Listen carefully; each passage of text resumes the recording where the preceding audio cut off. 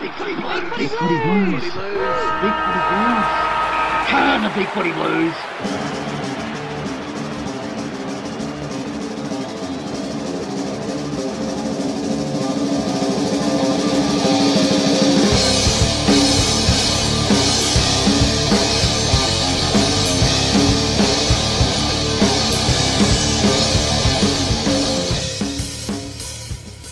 Welcome, ladies and gentlemen, to the Big Footy Blues podcast. This will be probably the second last one for the year. I am ShanDog, and I'm joined by the omniscient, I don't know if that's a word, Wookie. How you doing, Wookie? Tired, but I'm here.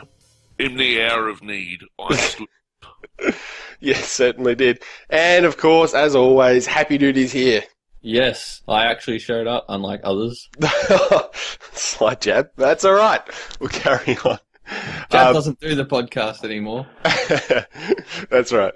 We're not going to follow some of the older formats here. We're just going to launch straight into it. There's been a lot of news coming out of the club, obviously. We've got the trade period is complete, still yet to hit the draft. So we're going to talk about what our thoughts are on our trades in and out as well as the fixture. So, guys, what have you made, first of all, of the people that we've got coming into the club? I'm underwhelmed by it all. Yeah, I'm about the same. I was happy we landed Jacks, but to give up pick 7, I was a bit umming and ahhing about. The return we got 3 for 1 for pick 7. I guess if we can nail pick 19, it'll come off as a win. But at this stage, without knowing what we'll get with that pick, I don't know if it is a win for us currently. And also, Jacks is a bit, unproven being so young. I was very, very underwhelmed with Jones. I've seen him play VFL a couple of times, and if he's a confidence player, if something goes wrong early, he won't impact the rest of the game at all. I've seen him do that a few times, drop sitters, not kick easy goals. With the way our club jeered Henderson when he first came across, I don't think Jones will do very well. I hope I'm wrong, but I just don't see it happening. Yeah, you'd hate to see that sort of thing happen again, wouldn't you? Yeah, not saying I want to see that happen, but that's what I see happening. Yep. I think if you're lucky enough to get a first round pick in that top 10, you've got to take the pick. I don't think trading anything, unless it's like someone of the caliber of Chris Judd in that top 10. These are the guys that you use to rebuild clubs. You don't rebuild them by trading for, bit players with, limited potential, in my opinion. Liam Jones may turn out to be a superstar with a better coach, but based on his history, he's a little flaky, in my opinion. Jackson Wiley barely played a game. Mind you, knowing our history, we'd probably pick like the next another Lucas. We'd pick Lucas again, and but these are the guys that you ultimately rebuild your club, like you regenerate your club with, and we haven't done that. You look at our drafting over the last 20, which I have done recently. You look at it's a great thread over the last 20 years, and our early picks in the draft have almost invariably turned out to be awful in the end. But how much can we disregard what sort of happened in the last, I don't know, the period before Shane Rogers really took the head position of that? Do you think can we disregard everything beforehand when it comes to these sort of discussions, or does it still have a part in them? Same guys still at the top for the most part. Okay, yeah. And to be fair, Liam Jones isn't part of that pick 7 trade at all as well. So I guess you got to judge it on Jack Wiley's and whoever we get at 19, their merits, I suppose. Yeah, that's true. I'm still disappointed that Robinson is gone, and he'll get picked up by somebody, I suspect. Garlett's gone as well. I think again, I'm disappointed. I'm not entirely sure what the full story behind that is. I'm not surprised McLean has been dumped. That for at the risk of becoming unpopular again.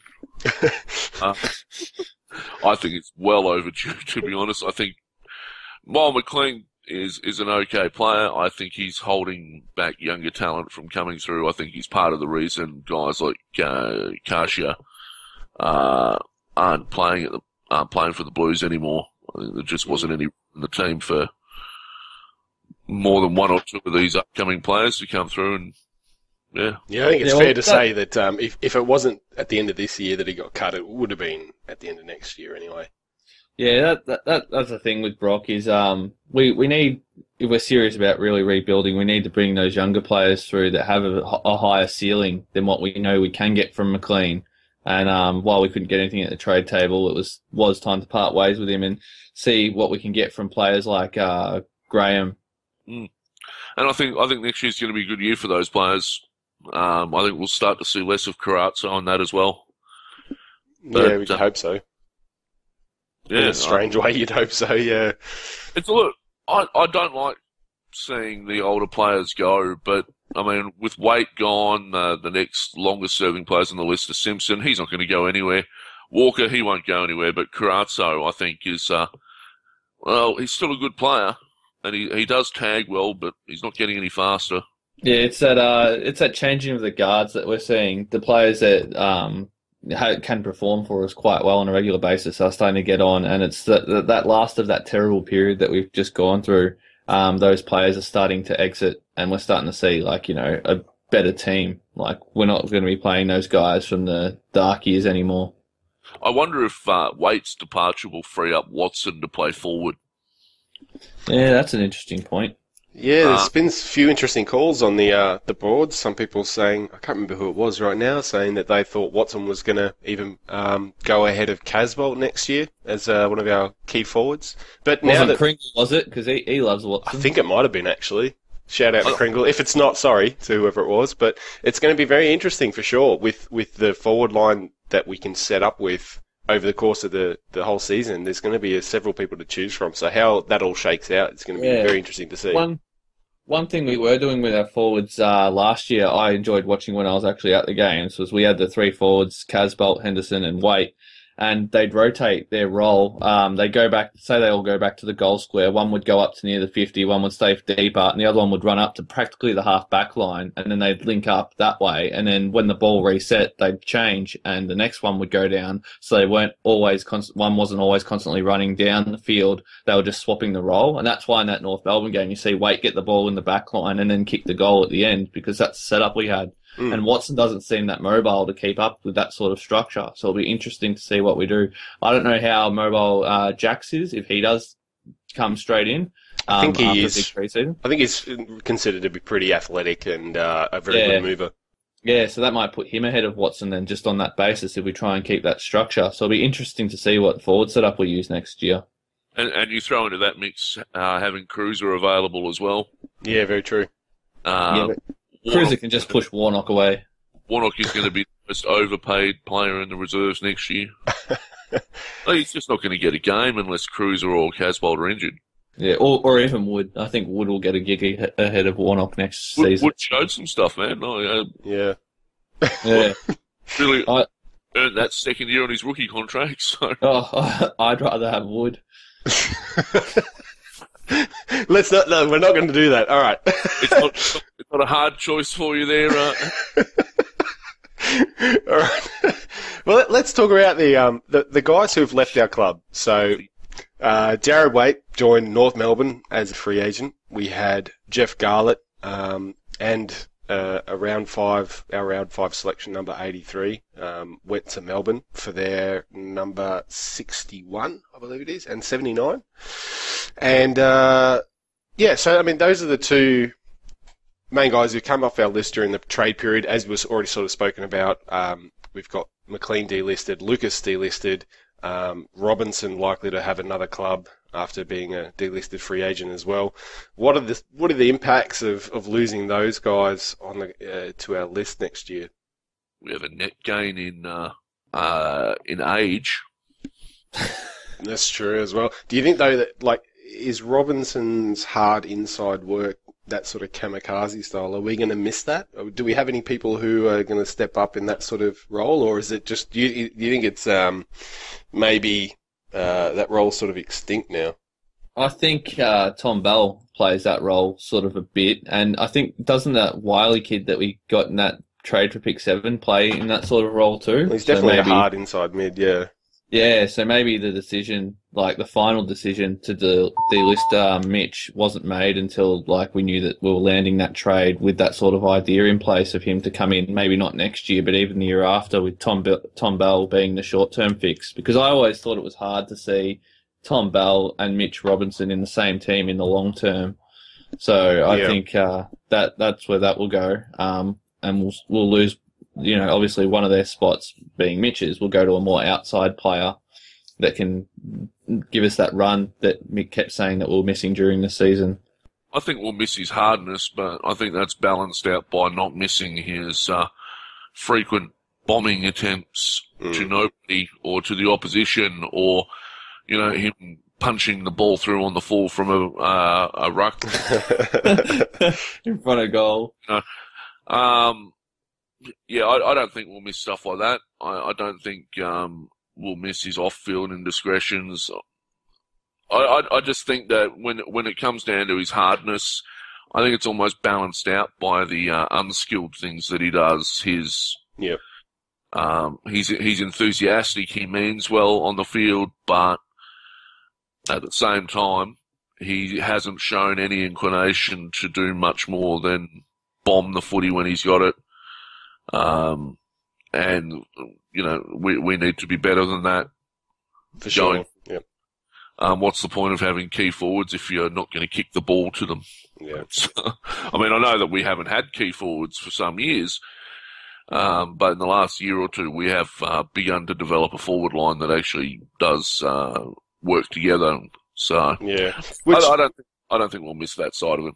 Yeah, which does bring me to sort of, I guess the main thing that I think that Carlton is going to miss is, I don't know, a lot of people are really disappointed that Waite's gone and sort of hold him quite high as a very important player for us. But to be honest with you, with the hole that it leaves in our list of people who are similar sort of players, Jeff Garlett's probably one of our biggest negatives in terms of the players who've left. We don't have anyone of his quality left on the list now as a small crumbing forward. And I know, 2014 he was pretty ordinary, but who can you see stepping up into that role, which we've used over the last few years with Betsy, Aaron, and Jeffy. We've been one of the best teams in the comp for small forwards, and now we've got absolutely none in the space of 2 years. It's been crazy, really. Yeah. It's quite a turnaround of forward setup structure, but being one of the best or having a really good small forward setup didn't really accomplish us anything. Yeah, I guess we don't have a flag for it, do we? So, yeah. Yeah. So, we can say that we had, some of the best small forwards. Like, I'll miss having them around. They were good to watch, very entertaining. Eddie Betts and Jeff Garlett, in particular. Glad we could rehome Jeff Garlett. He really needed just a fresh start. Hopefully he does well for his sake at Melbourne, but geez, he's gone to Melbourne of all clubs. So I've got nothing against him, and it was just time for him to move on, I think, and hopefully he does well. Yeah, true. All right, well, let's just give a real quick a score out of 10 and why quickly of our trade period. How do you think the club went, Happy Dude? I'm going to give him a 6 right now because we gave away pick 7, which could be quite valuable for a couple of people that are really unproven. Could be proven wrong with who we get with 19 and how the other two turn out. But grabbing Jones was really lackluster for me. Fair enough. Whoop. Yeah, look, I'm going to give. I can't even pass it at the moment. I know people are excited about Jackson, Wiley, and Jones, and Christ knows what else, but I'm just. It doesn't excite me at all. I mean, we're talking about players that couldn't get a game at GWS. We're talking about players that couldn't get a game. Well, we're playing for the Bulldogs in a very sporadic fashion, and we gave up, a first-round draft pick in the top 10. I don't like it. I don't think it's good for the renewal of the players at the club. That said, Jack may well turn out to be a freaking superstar and prove me wrong, and I'll look like an idiot, but it won't be the first time.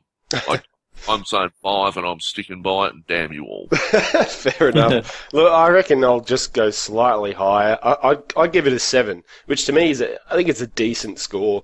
I'm not sure whether it's justified or not, but I feel like the club knows what direction they want to go in with the list, and that they're achieving that with this trade period. Getting in 2 talls, Mark Wiley as well, who actually looks surprisingly good from the highlights. I know they're highlights, but overall, there's a couple of things that we couldn't really help. Jared Waite, out of our control. Jeff Garlett, well, we all sort of saw that and knew that was coming. The pick 7 loss, I agree, that stings a bit. But if Jack, Wiley, and 19 turned out to be decent recruits, maybe one of them turns out to be a really great player, then I guess in hindsight you'd probably say it was decent. So at this point, I'll give him a 7. Give him a thumbs up, but not completely over the moon about it.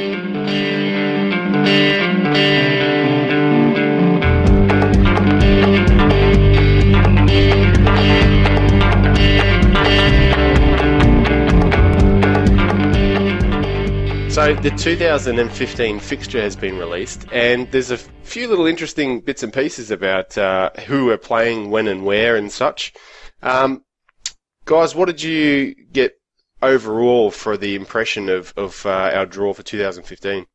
As a Melbourne-based supporter, or Victorian-based supporter rather, who can attend the games, same shit, different year really. Got some games at home. I was a bit disappointed, honestly, that we play Essendon once. I always like playing against Essendon. Big rival, big game. Especially if, hopefully, fingers crossed, they get decimated by Asada. Could have been 2 easy wins that we got. Freebies. Now we only get the 1. So, but anyway, we play Essendon once, but we've got Hawthorn twice, and we're playing Essendon in round 3, so that'll be over and done with quite early. And then we got Hawthorn twice in the last 6 weeks, so that was a bit odd there. And I thought it was really strange that we don't have any game in Adelaide. I feel for you South Australian blokes, but that's just horrible, I reckon. Yeah. Two Sydney games, 2 Perth games, and no Adelaide game. Like, that just didn't make sense to me at all. Yeah, it sucks a lot. I do like the fact that we seem to have a lot more Saturday night. I think it's across the board, though. Saturday afternoon, Saturday night games. We've got a lot of Friday night games as well. It seemed like last year, or this year, we just seemed to be constantly playing on a Sunday, which was just, I don't know, I didn't like that. It wasn't particularly enjoyable to go through a whole weekend watching all the other games and then finally see one on Sunday. I feel like I should be an old man sitting out on my porch yelling at kids to get off my grass, but I just like it. Just bring it back to Saturday, damn it. So that was a big plus for me. Obviously the draw was a little bit easier for us as well, due to that sort of breaking up the ladder into thirds, and we play the bottom teams more and such. So I think we'll go pretty well this season. There are a few little strange odd things about it, though. As you said, we're not playing in Adelaide, and as I heard on the radio today, we haven't played Adelaide in 6 years. It's pretty crazy. I'm obviously being at Adelaide. I'm a little bit irritated with there being no game in Adelaide this year, and even then, the last 2 years, it's been the last round that the game's been played in Adelaide anyway. But this year, coming no game in Adelaide ticks me off. No membership for me this year. I'm in the same category as numbers. If I can't even get a game here, I'm not going to take out a membership if the club can't be asked coming here, or the AFL can't be asked sending them here. Either way, but I mean, I've got 2 problems with this fixture. One is that there's no game in Adelaide, obviously, as I've said, but the other one is that while they gave us more games at the MCG, the clubs that they scheduled us to play there is not really conducive to making more money. I don't think we're going to be economically better off by playing at the MCG this year, because they've scheduled us to play Adelaide and Port Adelaide at the MCG, 2 weeks apart, mind you, with a bye in the middle, which is kind of funny in itself. And then we've also got Melbourne at the MCG, which apparently everyone has for some reason. I have no idea what the deal with Melbourne is and why they get away games at the MCG all the time. Those 3 games, they're not money makers. In fact, those 2 of those games could be easily played at Princess Park if we wanted. Yeah, I don't know. Do you think we'd be able to get 45 or 50,000 with Port, the resurgence that they're having at the moment, and Crows fans? I mean, it's just across the border. You'd hope so, but those games haven't historically sold out Etihad. Yeah, fair enough. So, I think we get about 36 to 38,000 on average for Adelaide games at Etihad, and Port wouldn't be much better. And for all that, we've still got Geelong at Etihad, we've got Hawthorn at Etihad. And I understand the drivers behind that from the AFL's perspective, because for the contract for Etihad, they've got to have a certain number of games that'll have a potential to sell out. So we can't have every big game there. But this fixture isn't designed to make us. It isn't going to be the financial bonanza we all hoped when we shifted, an extra game to the MCG, because all they've done is give us another interstate side there. I think last year we played Adelaide at the MCG as well as Melbourne. This year they've just thrown Port Adelaide on top of that. I did. I'm just having a quick look at the AFL summary of the fixture for each club, and they do mention in there one of the ticks is that it will help fill up the coffers with 3 home games at the MCG against Richmond, Essendon, and Collingwood in the first 5 rounds. So that's not too bad, but we would normally have those games anyway. Well, not necessarily all home games. The Richmond or at the MCG maybe. Well, all 3 of those games would be at the MCG anyway. Yeah, they usually are. Yeah, sure. But the Carlton-Richmond game is we take it in turns with them for the opening game of the season, and I think we split the gate anyway. The Collingwood game, I think it was probably our turn to have it early in the season. And as you know, we had it early in the season last year. So, and the Essendon game, it's the only one we're playing this year. So, it's not going to be the financial bonanza people are making out. We're not going to get a lot of return from the other games at the MCG, and that's disappointing, because that's the whole reason why we're going there, to try and become one of those bigger clubs, and instead they're scheduling these mid-range drawers that aren't really going to, Well, hopefully the slightly easier nature of the fixture this year might mean that if we're sitting, 10-3 midway through the season, we'll get some more people through the gates anyway. Yeah, I don't subscribe to that idea of thinking very much. If we're 10-3 because we've had an easy draw, I'd be just as disappointed if they were close wins against average teams. Oh yeah, we know what we're talking about on Big Footy. We're talking about the casual supporter. Oh yeah, the casual everyday supporter. But anyone, anywhere, anytime. I don't like the whole talking about an easy fixture or a hard fixture. You play against who you play against. The best team will win. If we're serious about winning a premiership, we have to beat anyone. I mean, 6 Friday nights is okay. I think it's 6 Saturday afternoons or 6 Saturday games as well.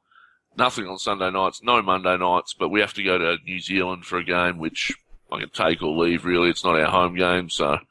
Yeah. No traditional Carlton Collingwood Sunday night fixture. Yeah. We do have a few 6-day breaks too, actually, this year, but it's kind of balanced, I guess. But, I mean, I think they're both against Hawthorn, those 6-day breaks, so... Ah, awesome. Yeah. Do we play Hawthorn like 15 times in a row? Fixture? Just what we need is to have more disadvantage when playing Hawthorn. I think that's the longest running bogey side in the AFL, is Hawthorn beating us. Yeah, I think it was like 2008 was the last time we came close. Yeah, with Bev hit the post. Yeah, five interstate games, 2 in Sydney, 2 in Perth, 1 in Brisbane. Go to the Gabba in round 20, and spotless in round 22. That's a fun last 4 rounds. Yeah, interesting end of the season. It is nice, I guess, at the opposite end of the spectrum that we're opening the season up again with Richmond. I've enjoyed that.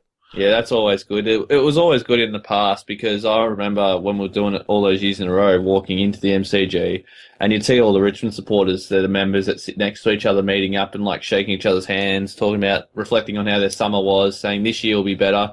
And there was that year when Waite kicked the goal 40 seconds into it, and there was a Richmond supporter sitting near us, and he stood up and went, "Not again," and walked out. And I think it was the fastest I've seen anyone give up on a season. That's awesome. Sorry, Richmond supporters. Cool. Why are they listening to this anyway? But everyone listens to the Blues podcast. We know that. All right, well, we might as well wrap it up there, guys. Thanks very much for joining us. Jump on the Big Footy boards. It's the off season. We need all the entertainment that we can get, so get on there and post away. Thanks very much for joining us, Wookie. No worries. Whenever I'm needed, just put the bat signal up. The Wookie signal.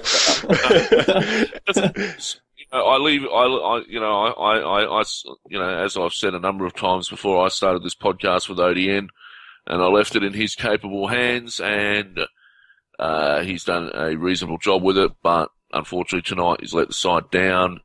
I was hoping to chat to, Mebby while she was on, because I love her voice, and I think she's a fantastic human being and a great humanitarian.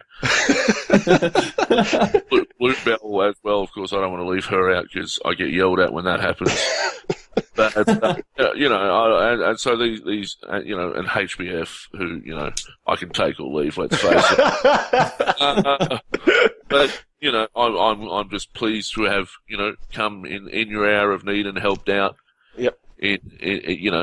When these people refuse to make themselves available because they apparently had better things to do. Well, I think absolutely everyone is indebted to you for gracing us with your presence. So thanks. I think you are. I think it's your privilege to have had my dulcet tones on this evening. Lovely. All right. Thank you very much. Happy dude. You're welcome. Just to say, vote for the Guernsey for next year. Yeah, true. Absolutely. Jump on, guys. If you've got your membership already, you can get in and vote for our Guernsey. Thanks very much for listening, everyone. And we'll catch you for the next podcast all about the draft. So take it easy.